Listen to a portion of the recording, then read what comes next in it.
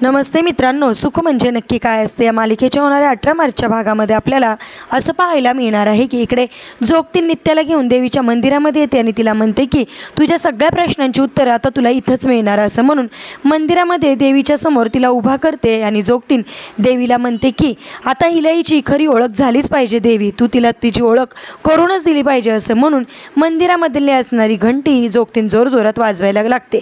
थोडक्यात मंदिरामध्ये आता जोगतीन घंटात नाद करायला सुरुवात करते आणि त्याच क्षणी देवीचा फार मोठा चमत्कार होतो।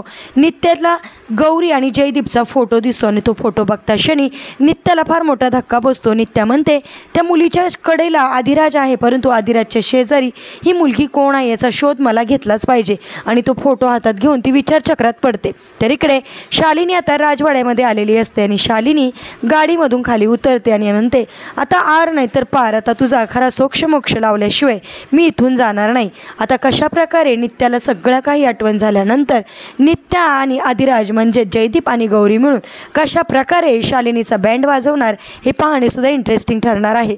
असेच मालिकेच्या पुढील अपडेटसाठी तुम्ही आपल्या रंजक मराठी चॅनलला नक्की सबस्क्राईब करा। थँक्यू।